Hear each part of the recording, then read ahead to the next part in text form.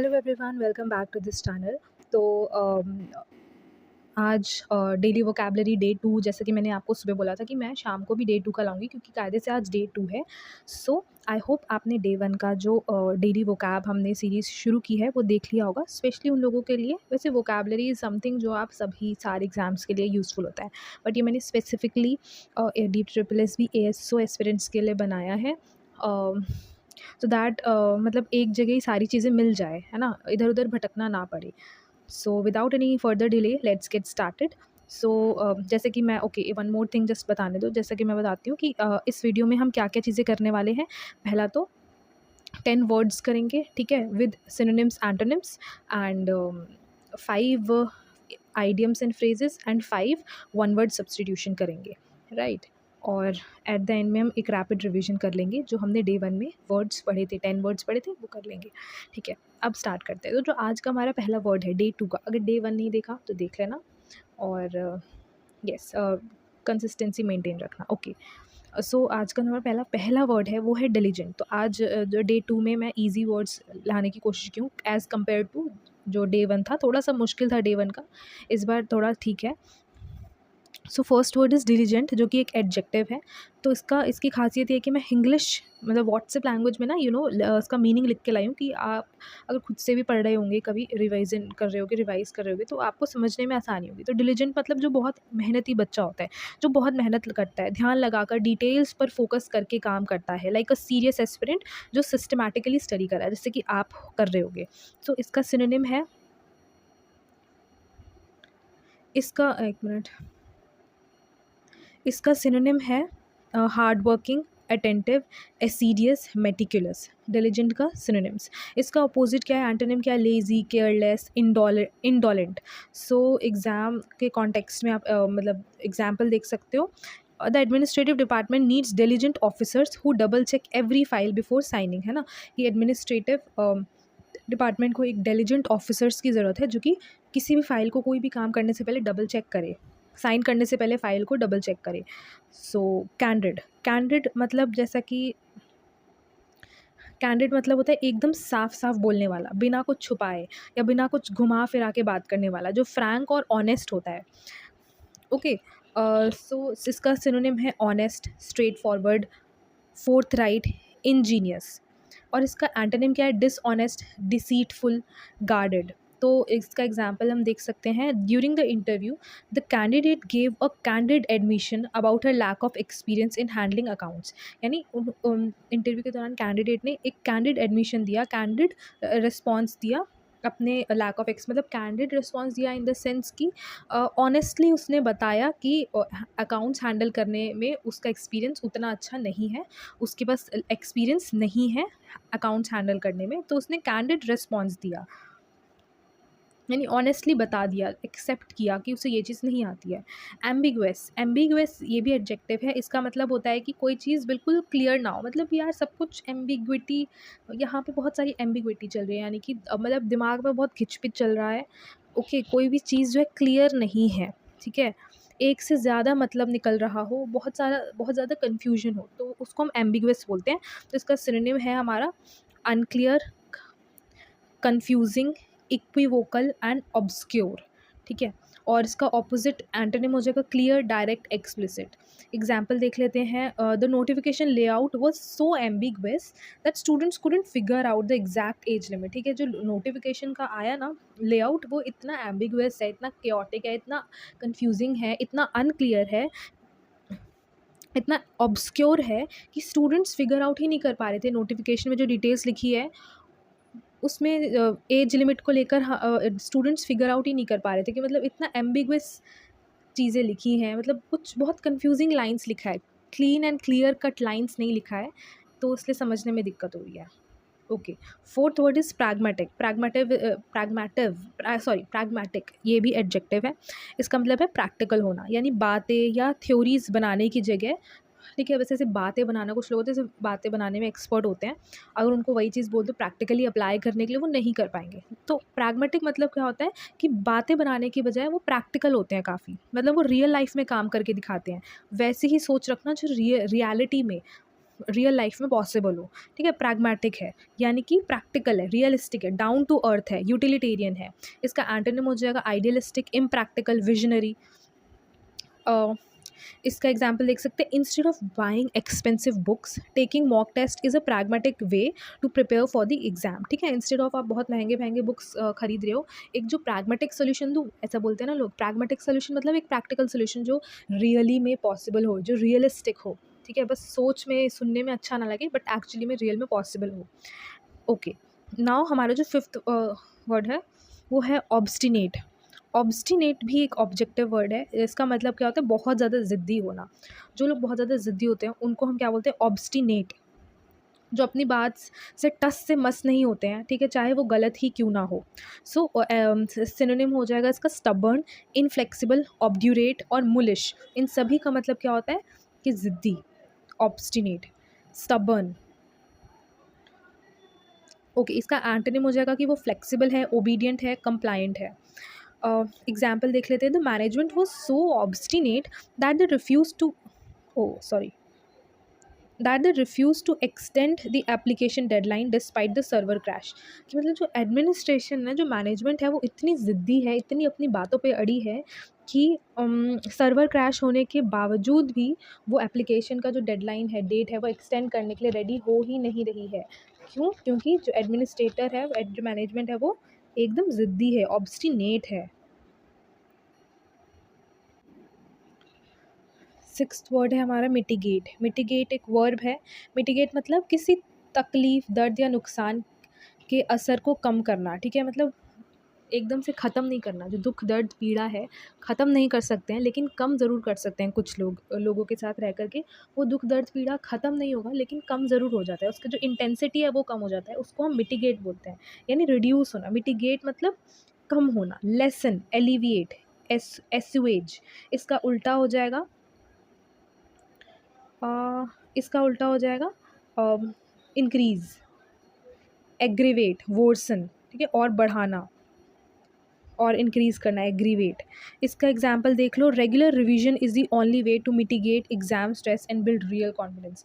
मतलब अगर आपको मतलब डेली रिवीजन करना ही एक सॉल्यूशन है, एक तरीका है जिससे आप एग्ज़ाम का स्ट्रेस को मिटिगेट कर सकते हो, एग्ज़ाम के स्ट्रेस को कम कर सकते हो, रिड्यूस कर सकते हो और कॉन्फिडेंस, रियल कॉन्फिडेंस बिल्ड कर सकते हो। कैसे, क्या तरीका है? एग्ज़ाम के स्ट्रेस को कम करने का, मिटिगेट करने का एक ही तरीका है कि आप डेली रिवीजन करो, regular revision. Okay, seventh is implicit. Implicit एक एडजेक्टिव है। इसका इंग्लिश मतलब इसका मैं normal day to day life में बोलूँ, इम्प्लिसिट मतलब होता है कि समझ जाना, यानी जो चीज़ साफ साफ बोली ना गई हो पर इशारे से या सिचुएशन से समझ आती हो। मतलब ऐसे डायरेक्टली नहीं आपको समझाया गया है बट आप ऐसा होता है ना, आँख आँखों में देख कर ही हम एक दूसरे की बात समझ जाते हैं कभी कभी, या सिचुएशन को हम खुद ही समझ जाते हैं किसी की समझाने से पहले ही, तो उसको बोलते हैं इम्प्लिसिट। जो इनबिल्ट हो, अपने आप हम समझ जाए, इनहेरेंट हो, है ना।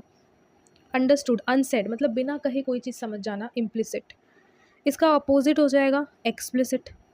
स्टेटेड मतलब स्टेट करना, जब तक आप बोलोगे नहीं तब तक नहीं समझ आएगा। डायरेक्ट।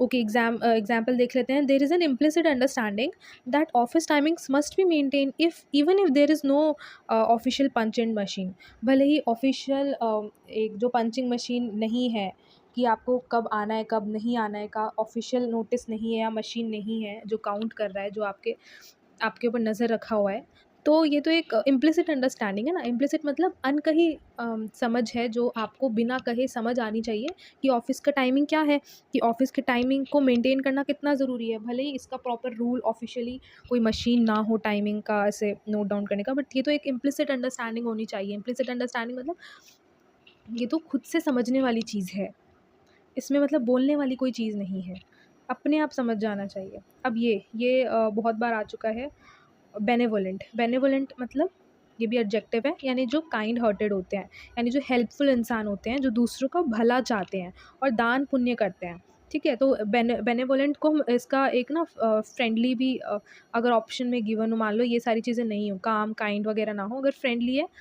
तो फ्रेंडली भी बेनेवोलेंट को ही कहेंगे। तो बेनेवोलेंट मतलब फ्रेंडली भी हो सकता है। अच्छा, तो इसका सिनोनिम्स हो गया kind, helpful, altruistic, magnanimous, magnanimous, magnanimous, नीमोस, मैग्नानिमोस, ठीक है। और एंटोनिम होगा क्रूअल, मैलेवोलेंट, स्टिंजी। इसके एग्जाम्पल देख लो। The old officer was known for his benevolent nature, always helping junior staff clear their doubts. कि वो जो ओल्ड ऑफिसर है वो बहुत ही बेनेवोलेंट है, मतलब वो अपने बेनेवोलेंट नेचर के लिए जाना जाता है, यानी कि फ्रेंडली नेचर के लिए जाना जाता है, काइंड नेचर के लिए जाना जाता है, जो कि हमेशा जूनियर स्टाफ्स की हेल्प करता है, उनके डाउट्स क्लियर करने में हेल्प करता है। तो नाइन्थ वर्ड है रिडंडेंट, ठीक है। Ninth word is redundant. Redundant मतलब फालतू की चीज़ है ना, एक्स्ट्रा चीज़ जिसकी अब कोई ज़रूरत नहीं है, क्योंकि उसकी जगह कोई नई चीज़ आ चुकी है, उसको हम बोलेंगे रिडंडेंट। कि अब इस चीज़ की ज़रूरत नहीं, क्योंकि इसके बदले हमें कुछ और मिल चुका है, तो उसको हम क्या बोलेंगे, रिडंडेंट। जैसे कि इसका सिनोनिम है अननेसेसरी चीज़ हो गया, एक्स्ट्रा है, सुपरफ्लुअस है, सरप्लस है। एंटोनिम, ये भाई बहुत ज़रूरी है, नेसेसरी है, एसेंशियल है, रिक्वायर्ड है। एग्जाम्पल देख लो कि typing on an old type writer has become completely redundant in modern government office. अब मॉडर्न गवर्नमेंट ऑफिस में एक पुराने टाइप राइटर पे टाइप करना बेफिजूल की बात है, मतलब यूजलेस है, अननेसेसरी है। कम्प्लीटली रिडंडेंट है यानी कि अननेसेसरी है कम्प्लीटली, क्योंकि अब तो यार कंप्यूटर, लैपटॉप, स्मार्ट स्क्रीन वगैरह का ज़माना है। तो मॉडर्न गवर्नमेंट ऑफिस में ओल्ड टाइप राइटर का में टाइप करना रिडंडेंट, कम्प्लीटली रिडंडेंट है, यानी यूज़लेस है, अननेसेसरी है, ज़रूरत नहीं है इसकी। क्यों? क्योंकि अब इसकी जगह ओल्ड टाइप राइटर की जगह अब किसने ले ली है, एआई ने ले ली है, मॉडर्न चीज़ें ने ले ली है। आज का हमारा जो आखिरी वर्ड है वो है स्क्रूटिनाइज़, ठीक है। स्क्रूटिनाइज़ जो कि वर्ब है, और इसका मतलब है कि किसी चीज़ को बहुत ही ध्यान से चेक करना या इन्वेस्टिगेट करना ताकि कोई गलती ना छूट जाए, ठीक है। स्क्रूटिनाइज़ मतलब चेक क्लोजली, एग्जामिन करना, इंस्पेक्ट करना, पर यूज़ करना, ठीक है। इसका अपोजिट एंटोनिम हो गया इग्नोर करना, ग्लैंस, ओवरलुक। अच्छा, एग्जाम्पल देख लेते हैं। The board will tightly scrutinize all certificates during document verification to catch any fake degrees, ठीक है। जो बोर्ड है वो सारे सर्टिफिकेट्स को टाइटली स्क्रूटिनाइज करेगी, डॉक्यूमेंट वेरिफिकेशन के टाइम पे सारे सर्टिफिकेट्स को टाइटली यानी स्ट्रिक्टली स्क्रूटिनाइज करेगी, सो दैट कोई भी फेक डिग्री पास ना हो जाए, ठीक है। तो टाइटली सीरियसली स्क्रूटिनाइज करेगी मतलब क्लोजली एग्जामिन करेगी, इन्वेस्टिगेट, सीरियसली इन्वेस्टिगेट करेगी, इंस्पेक्ट करेगी कि कोई भी फेक सर्टिफिकेट ना मिल जाए। चलो अब हम अपने आइडियम्स एंड फ्रेजेस पे आते हैं। अगर आपको अच्छा लग रहा है, समझ आ रहा है, तो लाइक ज़रूर कर देना वीडियो को, और इसका पीडीएफ आपको टेलीग्राम चैनल पे मिल जाएगा, तो डिस्क्रिप्शन बॉक्स में टेलीग्राम चैनल का लिंक है, ज्वाइन कर लेना। चलो आइडियम्स एंड फ्रेजेस पर आते हैं। सो हमारा आज का पहला जो आइडियम है वो है blessing in डिस्ग्यूज। Blessing in disguise मतलब कुछ आपको, मतलब ये मैंने पहले भी अपने PRT D triple S B की जब मैं इंग्लिश की मैराथॉन्स लाती थी आइडियम्स एंड फ्रेज, उसमें मैंने बहुत अच्छे से ट्रिक्स के साथ समझाया था, तो वो ज़रूर देख लेना, आइडियम्स एंड फ्रेजेस प्लेलिस्ट में ही है। पीआरटी का नाम का लिखा है, बट आइडियम्स एंड फ्रेजेस तो हर जगह काम आते हैं, तो वो कर लेना, बहुत बढ़िया ट्रिक के साथ मैंने समझाया था, फुल मैराथन की तरह। चलो, तो ब्लेसिंग इन डिस्ग्यूज मतलब कि आपके साथ ना कुछ बुरा हुआ, उस टाइम आपको लगा बहुत बुरा हुआ, बट बाद में आपको रियलाइज़ होता है कि यार नहीं, ये चीज़ अच्छा हुआ, मैं यहाँ से निकल गई, है ना। उस टाइम भले ही आपको बुरा लग रहा हो, यानी कि कुछ बुरा लगने वाला काम जो बाद में अच्छा साबित हो जाए, है ना। A good thing that seem bad at first. So a blessing in disguise मतलब falling in, see, failing the minor exam was a blessing in disguise because it forced her to change her entire strategy for the final DSSB exam.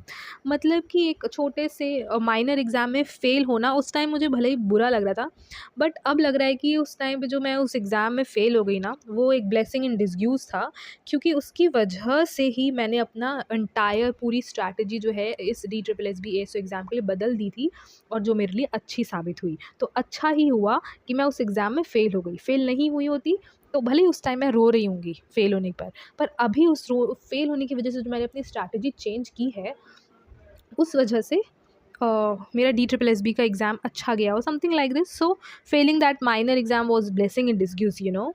Okay, now the next word is spill the beans. भाई, spill the beans जो अपने अंदर वो होता है ना, secret बातें हैं, राज है, गॉसिप जैसे गर्ल्स ज़्यादा ये यूज़ करती है कि भाई क्या है, इसके बारे में क्या पता चला, जल्दी से उगलना, बात उगलना, तो spill the beans please, I can't wait.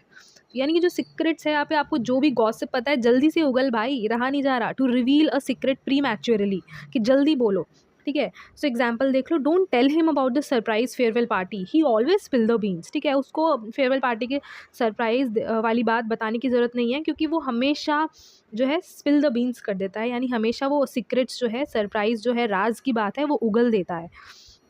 Third is through thick and thin. Through thick and thin मतलब होता है कि हर अच्छे और बुरे वक्त में साथ रहना, ठीक है। No matter how difficult under all circumstances, यानी her family supported her through thick and thin during her long years of competitive exam preparation में। अच्छे और बुरे वक्त दोनों में उसकी फैमिली ने सपोर्ट किया। Okay, next fourth word is cry over spilled milk.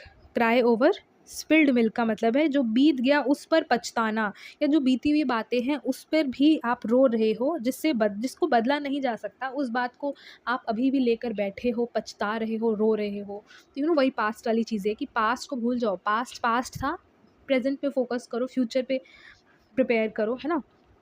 So cry over spilled milk मतलब you miss 2 questions in mock test, but don't cry over spilled milk, just focus on the next section. ऐसा होता है कि हम किसी mock test में हम last week fail हो गए थे, या हमने लास्ट वीक के मॉक टेस्ट में हमारा 2 क्वेश्चन छूट गया था, तो अब आपको don't cry over spilled milk, है ना। अब नेक्स्ट सेक्शन पे फोकस करो, ये नहीं लेके बैठे हो अरे मेरा 2 क्वेश्चन छूट गया, अभी जो सामने चल रहा है वो भी चला जाएगा, है ना।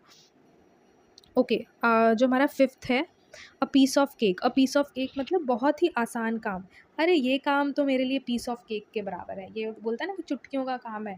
सो पीस ऑफ केक मतलब ये तो मेरे बाएं हाथ का काम है, बोलते हैं ना। तो वही उसका ही एक और सिनोनिम, जो मतलब सिनोनिम नहीं, जो इंग्लिश में फ्रेज है वो क्या है, a piece of cake. Once you learn the basic shortcut, clearing the maths reasoning portion becomes a piece of cake. एक बार आपको बेसिक शॉर्टकट्स पता चल गए, या बेसिक शॉर्टकट्स आप सीख गए, लर्न कर लिए, तो मैथ्स और रीजनिंग तो आपके लिए पीस ऑफ केक की बात हो जाएगी, यानी कि आसान होगा करना। अब हम अपने वन वर्ड सब्सटीट्यूशन पे आ जाते हैं जल्दी से। सो हमारा फर्स्ट वर्ड है इनफैलिएबल। इनफैलिबल, इनफैलिएबल नहीं, इनफैलिबल। इनफैलिबल मतलब जो कभी गलती ना करे या जो कभी फेल ना हो, उसको इनफैलिबल बोल सकते हैं, है ना। यानी कि मान लो इनफैलिबल यानी कि जो फेल ना हो कभी। No study material is completely infallible, which is why cross checking with official answer key is important, ठीक है। मतलब कोई भी ऐसा स्टडी मटेरियल नहीं है जो अमर बन के आया है, अगर मैं अपनी मम्मी के लैंग्वेज में बोलूँ तो। इनफैलिबल नहीं है कोई भी स्टडी मटेरियल, कोई भी बुक हो गया, वो इनफैलिबल नहीं है। मतलब ऐसा नहीं है कोई भी बुक जिसमें कुछ गलती हो ही नहीं सकती, है ना। उसमें भी गलती होती है, बुक्स में भी गलती होती है, इसलिए ऑफिशियल आंसर की के साथ क्रॉस चेक करना ज़रूरी होता है। हमारा जो सेकेंड वर्ड है वन वर्ड सब्स्टिट्यूशन, वो है एम्बीडेक्स्ट्रस। एम्बीडेक्स्ट्रस, एम्बीडेक्स्ट्रस यानी जो अपने दोनों हाथों को बराबर आसानी से यूज़ कर सके, उसको हम एम्बीडेक्स्ट्रस बोलते हैं। One who can use both hands with equal ease, ठीक है। कुछ लोग टैलेंटेड होते हैं ना, जो जितने अच्छे से राइट हैंड का यूज़ कर सकते हैं, उतने ही उसी ईज़ के साथ वो लेफ़्ट हैंड का भी यूज़ कर लेते हैं, लिखने में या सारा काम कर लेते हैं, तो वो एम्बीडेक्स्ट्रस कहलाएंगे, ठीक है। The famous character in the movie was ambidextrous, writing on the black board with both hands at the same time, ठीक है। Next word is optimistic. No sorry, optimist. Optimist मतलब जो हमेशा पॉजिटिव सोचता है, जो हमेशा पॉजिटिव साइड को देखता है, आशावादी जो होता है, जो हमेशा अच्छा बदलाव और पॉजिटिव साइड को देखता है, who looks at the bright side of the things, है ना। Despite a tough syllabus, being an optimist helps you stay motivated through out the preparation cycle. यानी कि इतने टफ सिलेबस होने के बावजूद क्योंकि मैं ऑप्टिमिस्ट हूँ, ये मुझे हेल्प करता है कि मैं मोटिवेटेड रहूँ अपने पूरे प्रिपरेशन साइकिल में, प्रिपरेशन जर्नी में मैं मोटिवेटेड रहती हूँ, क्योंकि मैं ऑप्टिमिस्टिक हूँ, ठीक है। एफेमेरल। एफेमेरल मतलब जो बहुत कम समय के लिए ठिकाना, बहुत कम समय के लिए रहे, ठीक है। जो बहुत कम समय के लिए रहे उसको हम क्या बोलते हैं, एफेमेरल। ठिकाना, शॉर्ट लिव्ड हो, ठीक है, lasting for a very short time और transient. Don't waste time on social media trends, their relevance is ephemeral and won't help you in the exam. देख रहे हो, एग्जाम्पल भी एकदम एग्जाम से रिलेटेड लाई हूँ कि मोटिवेशन बना रहना चाहिए भाई साहब। ठीक है, तो एक लाइक ज़रूर कर देना। बाकी आप कमेंट में कोई भी डाउट हो, कोई भी फीडबैक देना है, कुछ भी ऐसा आपको सजेशन देना है, चेंजेस करना है, तो you are open to write in the comment box. ठीक है, ओके। एफेमेरल मतलब समझ आ गया कि आप वो काफ़ी कम समय के लिए, मतलब यार देखो, सोशल मीडिया में ट्रेंड्स के पीछे मत भागो, ट्रेंड्स के पीछे अपना टाइम वेस्ट मत करो, क्योंकि उन जो सोशल मीडिया के ट्रेंड्स है उनका जो रेलेवेंस है वो एफेमेरल है, यानी कि वो उसकी कुछ खास इंपॉर्टेंस नहीं है। 2 दिन बाद वो सारा ट्रेंड की बैंड बज जानी है ना, 2 दिन बाद वो ट्रेंड नहीं रहता है, पुरानी बात हो जाती है ना, और वो आपको एग्जाम में हेल्प करेगा नहीं। सो वो जो ट्रेंड का रेलेवेंस है, ट्रेंड की जो इंपॉर्टेंस है, वो एफेमेरल है, मतलब 2 दिन की या 1 घंटे की बात है या 2 दिन की बात है बस। तो एग्ज़ाम पे फ़ोकस करो, वो आपको काम नहीं देगा। गैरलस, गैरलस मतलब जो फालतू की बातें बहुत ज़्यादा करता हो। ठीक है, हाँ, वो टॉक्स, ये हमने कल भी सिनोनिम्स में शायद से बात की थी या एंटोनिम्स में। गैरलस मतलब जो फालतू की बातें बहुत ज़्यादा करता हो, who talks excessively especially trivial matters, जो फालतू की बातें हैं। The reading room guidelines clearly state that garrulous students will be asked to leave immediately to maintain silence. ठीक है, रीडिंग रूम में क्लियरली गाइडलाइन जो है उसमें क्लियरली लिखा हुआ था कि जो गैरलस बच्चे हैं, गैरलस मतलब जो बातूनी बच्चे हैं, जो फालतू की बक बक बक बक करते रहते हैं, उनको रूम से लीव करने के लिए बोल दिया जाएगा अगर वो बात करते रहेंगे, साइलेंस मेंटेन करने के लिए। चलो, तो अभी ख़त्म हो गया है क्या? Just a minute. अब हम डे 1 के जो वर्ड्स हैं वो जल्दी से एक बार क्विक रैपिड रिवीजन कर लेते हैं। आई थॉट कि डे 2 वाले पीडीएफ में मेंशन्ड है, बट किसी वजह से वो रह गया, तो मैं डे 3 में ध्यान रखूँगी कि एक दिन पहले का रैपिड रिवीजन हम करते रहे। ठीक है, तो चलो जल्दी से हम 10 वर्ड्स जो है एक बार रिवाइज कर लेते हैं। लेथार्जिक, लेथार्जिक मतलब lazy, sluggish, torpid. Cacophony, cacophony means harsh noise, loud racket. Okay, Lucasian, Lucasian मतलब टॉकेटिव, चाटी। देखो गैरलस यहाँ पे आ गया है ना, गैरलस आ गया। मैग्नीलोकेंट, मैग्नीलोकेंट मतलब हमने बात की थी ग्रैंड स्पीच, शोई लैंग्वेज, है ना, जो बम्बास्टिक, जो कि मतलब ऐसे बढ़ा चढ़ा के बात ज़्यादा करते हो, बढ़ा चढ़ा के बात ज़्यादा करते हो, शो ऑफ ज़्यादा करते हो, है ना। फ्रिवलस, फ्रिवलस मतलब सिली, केयरलेस है, एकदम बिल्कुल केयरलेस है। एग्जिजेंट, एग्जिजेंट मतलब अर्जेंट बेसिस पे, डिमांडिंग हो, जो बहुत अर्जेंट हो। ओके, टाइटलर, टाइटलर मतलब कि नेम ओनली, मतलब वो बस नाम के लिए है, मतलब फॉर्मल टाइटल हो, लेकिन एक्चुअल पावर, जैसे एग्जांपल की बात की थी कि जो प्रेसिडेंट है वो नाम Tytler head of the state है, लेकिन जो रियल पावर है वो तो प्राइम मिनिस्टर के पास है। आइकोनोक्लास्ट, आइकोनोक्लास्ट मतलब रूल ब्रेकर, जो रेबेलियस होता है ना बच्चा, जो हमेशा जो मतलब ट्रेडिशनल चीज़ों को जो है वो रिजेक्ट करता है। So rule breaker, rule break करता है। गुलिबिलिटी, गुलिबिलिटी मतलब जो बहुत नाइव हो, इनोसेंट हो, मतलब उसको बेवकूफ़ बनाना, अपने जाल में फंसाना ईजी हो, गुलिबिलिटी। प्लॉजिबल, प्लॉजिबल मतलब जो पॉसिबल हो, ठीक है, बिलीवेबल हो, पॉसिबल हो। वही एग्जाम्पल जैसे कि याद होगा आपको कि उसने ऐसा एक्सप्लेनेशन दिया कि प्रिंसिपल मान गया, है ना, बिलीवेबल हो। सो बस इतना ही। तो आज का वीडियो हम यहीं ख़त्म करते हैं, कल वापस आऊँगी डे 3 के साथ। बाकी आपको हेल्पफुल लगा तो चैनल को सब्सक्राइब कर लेना, बेल आइकन दबा देना, और लाइक ज़रूर करना, कमेंट करके अपने थॉट्स बता सकते हैं, और ये चैनल है इसको सब्सक्राइब कर लेना। दैट्स ऑल फॉर टुडे, मिलते हैं कल, तब तक के लिए कीप स्टडिंग।